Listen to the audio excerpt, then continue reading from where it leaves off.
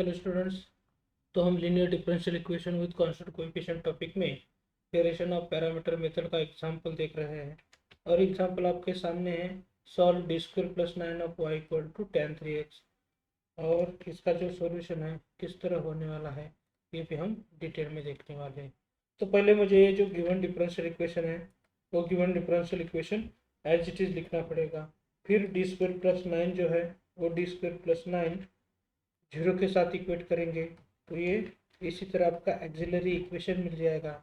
अब इस axillary equation में हम 3 को कैसे लिख सकते हैं, सॉरी 9 को 3 स्क्वायर ऐसे लिख सकते हैं। तो ये A square plus B square is equal to A plus I B into A minus B I B ऐसा लिख सकते हैं। तो ये जब हम सिंप्लीफाई करेंगे तो यहाँ डी की जो वैल्यू है वो डी की वैल्यू क्या क्या होने वाली है, डी इज इक्वल टू क्या हो जाएगा प्लस और माइनस 3i होने वाला है।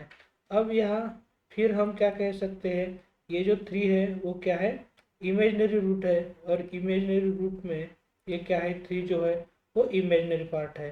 तो यहाँ हम ऐसा कह सकते हैं बोथ रूट्स आर इमेजनरी। तो ये इमेजनरी रूट के हिसाब से हमें क्या करना पड़ेगा, कॉम्प्लीमेंट्री फंक्शन है वो कॉम्प्लीमेंट्री फंक्शन हमें फाइंड आउट करना पड़ेगा। तो ये कॉम्प्लीमेंट्री फंक्शन जनरल में हम कैसे लिखते हैं, वो c1 cos of bx plus c2 sin of bx ऐसा लिखते हैं। अब इसमें मुझे क्या करना है, b की वैल्यू जो है वो क्या करनी है, 3 लेनी है। तो ये c1 cos of 3x plus c2 sin of 3x होने वाला है। तो यही जो कॉम्प्लीमेंट्री फंक्शन है, यही कॉम्प्लीमेंट्री फंक्शन हम generally c1 y1x plus c2 y2x जो है इसके साथ कंपेयर करेंगे। तो आप यहाँ देख सकते हैं ये जो y1 जो है c1 का कोएफिशिएंट है तो यह c1 की जगह क्या होने वाला है, cos ऑफ 3x हो जाएगा। और ये c2 इंटू y2x के साथ कंपेयर करेंगे तो ये y2x की साथ जो वैल्यू है वो sin 3x होने वाली है। अब इसमें ये जो हमारा पर्टिकुलर इंटीग्रल है इसी तरह लिखना है u into y one x plus v into y two x. तो ये जो पर्टिकुलर इंटीग्रल है किस तरह होता है आप भी यहाँ देख सकते हैं। ये वाई वन एक्स की जगह मुझे कॉस 3x यूज़ करना है तो ये वाई वन एक्स की जगह मैंने कॉस 3x यूज़ कर दिया है और ये वाई टू एक्स की जगह क्या किया है, करना है साइन ऑफ 3x। तो इसी तरह आपका क्या होने वाला है, पर्टिकुलर इंटीग्रल होने वाला है। लेकिन यहाँ ये जो u और v अब तक मुझे अननोन है, मालूम नहीं है, लेकिन वो फाइंड आउट करने के लिए पहले मुझे रॉन्स्कियन फाइंड आउट करना पड़ेगा। तो रॉन्स्कियन में पहले ये जो y1 और y2 है वो पहले रो में है और y1 का और y2 का जो डेरिवेटिव है वो सेकंड रो में है। तो आप यहाँ देख सकते हैं ये जो y1 है, y1 मैंने एज इट इज़ यहाँ लिया है और y2 जो है वो क्या है, साइन 3x है, वो भी हम यहाँ ले रहे हैं। लेकिन ये cos 3x का डेरिवेटिव मालूम है हमें क्या होता है, माइनस साइन 3x होता है। तो यहाँ ये आपको क्या करने वाले हैं, माइनस साइन ऑफ 3x हो जाएगा। लेकिन फिर उसके बाद हमें क्या करना पड़ेगा, ये जो 3x है इस 3x का भी डेरिवेटिव निकालना पड़ेगा। तो इसी तरह आपका डेरिवेटिव हो जाएगा। फिर ये जो साइन 3x है, साइन 3x का डेरिवेटिव कॉस में आता है तो ये क्या हो जाएगा, कॉस ऑफ 3x हो जाएगा। लेकिन फिर मुझे क्या करना पड़ेगा, ये जो 3x है 3x का फिर डेरिवेटिव निकालना पड़ेगा और जब हम 3x का डेरिवेटिव निकालते हैं तो 3 आ जाएगा। इसी तरह हमारा 2/2 डिटर्मिनेंट हो जाएगा। फिर आप यहाँ देख सकते हैं cos 3x इंटू क्या करना पड़ेगा, ये जो 3 cos 3x है इन दोनों का क्या होने वाला है, प्रोडक्ट होने वाला है। तो इसी तरह हम प्रोडक्ट कर रहे हैं, माइनस ऑफ क्या हो जाएगा, ये -3 sin 3x है लेकिन ये निगेटिव वैल्यू है इसलिए मैं क्या कर रहा हूँ, ये जो टर्म है ब्रैकेट में यहाँ नहीं तो यहाँ ब्रैकेट में लेना पड़ेगा और ये जो sin 3x है वो sin 3x यहाँ लिखना पड़ेगा। फिर जब हम ये सिंप्लीफाई करेंगे तो इसका सिंप्लीफिकेशन किस तरह होगा आप भी यहाँ देख सकते हैं। 3 जो है वो 3 को हम कांस्टेंट लेने वाले हैं बाहर और cos 3x into cos 3x क्या होने वाला है, 3 जो है मैंने बाहर कर दिया है। अब यहाँ मुझे cos 3x का स्क्वायर करना है, लेकिन ये स्क्वायर हम ऐसे लिख सकते हैं। उसी तरह ये माइनस माइनस क्या होने वाला है, प्लस होने वाला है। और साइन इंटू साइन जो है यहाँ मुझे जनरली प्लस ही रखना है, और साइन इंटू साइन क्या हो जाएगा, साइन स्क्वायर हो जाएगा। तो इसी तरह ये साइन स्क्वायर 3x आने वाला है, लेकिन इससे पहले हमें 3 भी लिखना पड़ेगा। तो नेक्स्ट स्टेप में हम क्या कर सकते हैं, 3 जो है दोनों टर्म में कॉमन दिख रहा है, तो हम ये जो 3 कॉमन निकालेंगे। तो जैसे कि स्क्वायर ब्रैकेट में आपको cos square 3x plus sine square 3x देखने को मिल रहा है, लेकिन जब हम ये यहाँ लिखेंगे तो आप यहाँ देख सकते हैं cos स्क्वायर 3x और साइन स्क्वायर 3x है, इसकी सम क्या होती है, 1 होती है। यही ट्रिगोनोमेट्रिक आइडेंटिटी है, और यही हम 3 × 1 नहीं लिखेंगे तो भी चलेगा। लेकिन जब हम ये देखेंगे तो ये नॉन जीरो टर्म है, तो ये नॉन जीरो टर्म है तो ये हम क्या कर सकते हैं, u और v की वैल्यू फाइंड आउट कर सकते हैं। तो ये रॉन्स्कियन तो हमें मिला है, फिर u की वैल्यू फाइंड आउट करने के लिए ये फार्मूला हमें यूज़ करना है। तो देखते हैं किस तरह ये फार्मूला लेके हमें क्या करना है, ये u की वैल्यू है वो फाइंड आउट करनी है। यहाँ आप y2x देख सकते हैं, y2x की वैल्यू क्या है, साइन ऑफ 3x है। तो यहाँ मैंने साइन ऑफ 3x दिया है। राइट हैंड साइड आप देख सकते हैं वो क्या है, tan ऑफ 3x है। तो यहाँ मैं tan ऑफ 3x ले रहा हूँ, और रॉन्स्कियन जो है वो रॉन्स्कियन की वैल्यू क्या है, 3 है, तो वो भी यहाँ ले रहे हैं। तो इसी तरह u की जो वैल्यू है, ये u की वैल्यू आपकी होने वाली है। फिर ये जो इंटीग्रल है वो इंटीग्रल हमें अच्छी तरह सिंप्लीफाई करना है। यहाँ आप देख सकते हैं डिनोमिनेटर का जो 3 है वो यहाँ से क्या कर सकते हैं, इंटीग्रेशन के बाहर ले सकते हैं, क्योंकि ये जो 3 है वो डिनोमिनेटर का कांस्टेंट है। फिर ये जो tan 3x है, वही tan 3x हम कैसे लिख सकते हैं, sin 3x upon cos 3x ऐसा लिख सकते हैं। तो ये cos 3x तो ऊपर अवेलेबल था, इसे मैंने क्या किया है, इसी तरह लिया है। तो ये इसी तरह आपको सिंप्लीफिकेशन करना है। अब आप यह देख सकते हैं किस तरह इसका सिंप्लीफिकेशन आपके हिसाब से होने वाला है। लेकिन आप यह देख सकते हैं sine 3x into sine 3x जो है वो क्या होने वाला है, साइन स्क्वायर 3x होने वाला है। तो आपके सामने ये क्या कर रहे हैं, sine 3x into sine 3x sine square 3x लिखने वाले हैं। अब मुझे फिर न्यूमरेटर में ट्रिगोनोमेट्रिक आइडेंटिटी, जैसे कि मैंने यहाँ cos square 3x plus sine square 3x is equal to 1 लिया है, उसी तरह ये साइन स्क्वायर 3x जो है वो किस तरह हम लिख सकते हैं, 1 माइनस cos स्क्वायर 3x ऐसा लिख सकते हैं। तो ये जो पार्ट है इस पार्ट के रिलेटेड मुझे क्या करना पड़ेगा, cos स्क्वायर 3x लिखना पड़ेगा। तो इसी तरह ये जो स्क्वायर है ट्रिगोनोमेट्रिक आइडेंटिटी है, वो ट्रिगोनोमेट्रिक आइडेंटिटी हमें यहाँ यूज़ करना पड़ेगा। फिर आप यहाँ और थोड़ा सा सिंप्लीफाई कर सकते हैं। तो किस तरह हम आपके सामने सिंप्लीफिकेशन करने वाले हैं, तो ये जो cos 3x का डिवीजन 1 के साथ करेंगे तो ये क्या हो जाएगा, 1 अपॉन cos 3x हो जाएगा, minus cos square 3x upon क्या करना पड़ेगा, ये जो cos 3x है उसको भी सेपरेट डिवाइड करना पड़ेगा। तो इसी तरह मैंने क्या किया है, सेपरेट सेपरेट डिवाइड किया है, लेकिन मुझे इसी तरह ब्रैकेट भी उसके बाद लेना पड़ेगा। अब ये किस तरह आपका सिंप्लीफिकेशन इंटीग्रैंड में होता है, देखो अब ये 1 अपॉन cos 3x है, लेकिन जब यही cos 3x जब न्यूमरेटर में जाता है, मीन्स ये पार्ट होता है, तो 1 अपॉन cos 3x का क्या हो जाएगा, सेक ऑफ 3x हो जाएगा। अब यहाँ एक cos को एक cos तो कैंसिल होने वाला है, तो यहाँ आप एक cos ऑफ 3x ऐसा लिख सकते हैं। तो आपको फिर इंटीग्रेशन लेने के बाद किस तरह इसका इंटीग्रेशन हो जाएगा ये भी आपको अच्छी तरह देखना है।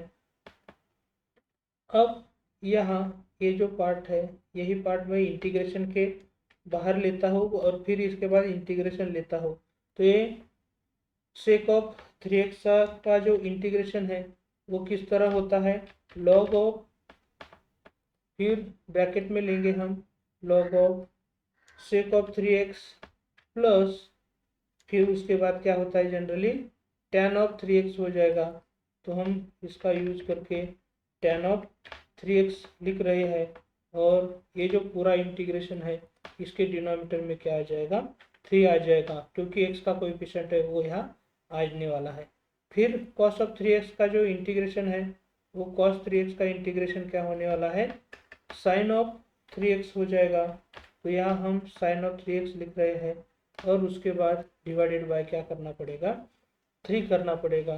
तो इसी तरह ये जो इंटीग्रेशन है वो इंटीग्रेशन की आइडिया आपको अच्छी तरह यूज़ करनी पड़ेगी। फिर आप देख सकते हैं दोनों भी टर्म में डिनोमिनेटर 3 है, तो यह डिनोमिनेटर हम क्या कर सकते हैं, 3 कॉमन लेके इसी तरह लिख सकते हैं। तो ये जो टर्म होने वाली है ये टर्म हम इस तरह लिख सकते हैं, और ये जो टर्म है ये टर्म इस टर्म की जगह इसी तरह लिख सकते हैं, और यही हमारा क्या होने वाला है, u की वैल्यू होने वाली है। तो यही u की वैल्यू मुझे यहाँ पुट करना है। तो इसी तरह u की वैल्यू आपके सामने है, इस तरह u की वैल्यू होने वाली है। फिर आप v के रिलेटेड देख सकते हैं, ये v का फॉर्मूला है, लेकिन इस फॉर्मूले में मुझे क्या करना है, y2x की वैल्यू आप यहाँ देख सकते हैं, y2x की जो वैल्यू है वो sin 3x है, तो यहाँ मैंने sin 3x कर दिया है। और फिर x ऑफ x जो है, जैसे यहाँ यहाँ y1x लेना था, तो y1x की वैल्यू क्या करनी है, cos ऑफ 3x जो है वो cos ऑफ 3x लेना है, और यह x ऑफ x की वैल्यू जनरली क्या है, tan ऑफ 3x है।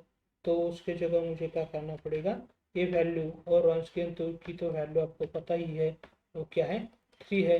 तो इसी तरह आपको क्या करना है, सिंप्लीफाई करना है। अब इसका सिंप्लीफिकेशन किस तरह होता है आप भी देख सकते हैं। इससे पहले मुझे ये जो 3 है वो 3 को यहाँ से हटा के क्या करना है, डिनोमिनेटर में लेना है। तो डिनोमिनेटर का पार्ट जो है वो ऐसे बाहर ले सकते हैं। फिर tan 3x जो है वो tan 3x हम कैसे लिख सकते हैं, sin of 3x upon cos of 3x लिख सकते हैं। तो यहाँ जैसे मेरे पास cos ऑफ 3x की टर्म अवेलेबल है, इसलिए मैं ऐसा डायरेक्ट कहाँ से भी जो टर्म है अवेलेबल वो उठा रहा हूँ। लेकिन आप यहाँ देख सकते हैं ये जो cos 3x है, यहाँ का cos 3x और डिनोमिनेटर का cos 3x क्या होने वाला है, कैंसिल होने वाला है, और सिर्फ क्या टर्म रहने वाली है, sin ऑफ 3x रहने वाली है। तो आपको इसके बाद और थोड़ा सा ही काम करना है, sin 3x का इंटीग्रेशन लिखना है। तो आप यहाँ देख सकते हैं मैं sin 3x का इंटीग्रेशन क्या ले रहा हूँ, तो sin 3x के इंटीग्रेशन में क्या हो जाएगा, माइनस cos ऑफ 3x हो जाएगा। लेकिन यहाँ साइन ही है अभी तक, तो मुझे क्या करना है, इसका चेंज cos ऑफ 3x अपन क्या करना है, 3 करना है। तो ये सब कुछ सिंप्लीफाई करने के बाद ये जो मिल जाएगा हमारा क्या मिलने वाला है, भी मिलने वाला है। लेकिन फिर भी थोड़ा सा गलती कर दी, तो ये फी की वैल्यू यहाँ मिलने वाली है। लेकिन ये जो माइनस साइन है, इस माइनस साइन को हम क्या कर सकते हैं, पहले ही वो दे सकते हैं। डिनोमिनेटर का 3 इंटू 3 क्या हो सकता है, 9 हो सकता है, और ये क्या हो जाएगा, cos ऑफ 3x। इसी तरह हम क्या कर सकते हैं, ये फी की वैल्यू जो है वो फी की वैल्यू लिख सकते हैं। फिर ये जो इक्वेशन नंबर 2 है वो किस तरह आपका इक्वेशन नंबर 2 है, u into cos 3x plus v into sine 3x है। तो वही आपको यहाँ पर्टिकुलर इंटीग्रल में लेना है। तो u into v x plus v into sine 3x है। लेकिन ये जो u की वैल्यू आप देख रहे हैं, u की वैल्यू निगेटिव है, तो यहाँ हम एज इट इज़ u की वैल्यू यहाँ रखने वाले हैं, और v की वैल्यू भी यहाँ निगेटिव है, तो यही v की वैल्यू कहाँ रखने वाले हैं, इसके जगह। तो ये निगेटिव हो जाएगा। तो इसी तरह ये जो आपका सिंप्लीफिकेशन हो रहा है yp के लिए, ये yp इसी तरह हो रहा है। लेकिन आपको एक और बात समझनी पड़ेगी, इसमें थोड़ा सा मुझे सिंप्लीफाई भी करना पड़ेगा। तो देखते हैं किस तरह इसका सिंप्लीफिकेशन हो जाएगा। अब ये जो इक्वेशन 2 का यूज़ किया है इसलिए मैंने ऐसा लिखा है, लेकिन फिर इसके बाद हमें थोड़ा सा सिंप्लीफाई करते समय क्या करना है, तो इसमें ये जो -1/9 है, यहाँ भी -1/9 है, वो कॉमन लेना है, तो ये प्लस हो जाएगा। तो इसी तरह ये जो पार्ट आपके सामने है, ये पार्ट को क्या हो जाएगा, ये कर्ली ब्रैकेट में हम ले रहे हैं, इसी तरह आपका पार्ट हो जाएगा। लेकिन फिर इसमें और थोड़ा सा सिंप्लीफाई तो करना ही है हमें, जितना पॉसिबल है सिंप्लीफिकेशन वो तो हमें करना ही पड़ेगा। तो ये -1/9 तो मैंने कॉमन लिया है। फिर उसके बाद क्या होता है आप ये यहाँ देख सकते हैं, तो ये cos 3x का मल्टीप्लिकेशन ये पूरे 2 टर्म है इसके साथ हो जाएगा। तो ये क्या होने वाला है, पहली निगेटिव लॉगरिथम की टर्म उसको भी ये cos 3x से मल्टीप्लाई करना पड़ेगा। तो इसी तरह हम क्या कर रहे हैं, इसके साथ मल्टीप्लाई कर रहे हैं cos 3x into log of sec 3x plus tan 3x, और ये इसी तरह ये जो रिमेनिंग टर्म है वो रिमेनिंग टर्म हो जाएगी। लेकिन आप इन दोनों टर्मों को अच्छी तरह देखो, दोनों टर्म्स क्या है, सेम ही है। तो इन दोनों टर्म सेम ही है लेकिन अपोजिट साइन है।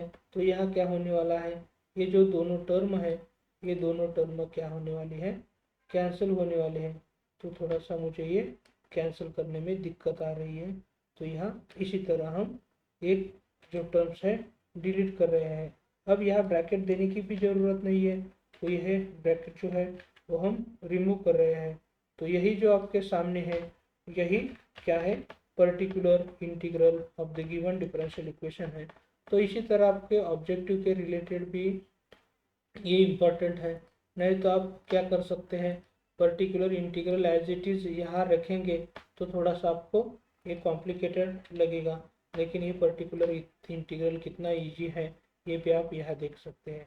फिर इसके बाद जो कंप्लीट सॉल्यूशन है वो C F plus P I है, लेकिन सी एफ की जो वैल्यू है वो क्या है, C1 cos 3x plus C2 sin 3x है।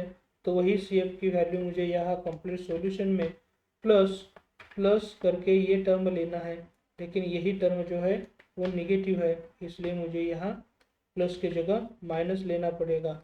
और ये जब हम देखेंगे तो यही है हमारा complete solution of the given differential equation. तो इतना सिंपल तरीके से हम क्या कर सकते हैं, ये जो डिफरेंशियल इक्वेशन है इसका सॉल्यूशन फाइंड आउट कर सकते हैं।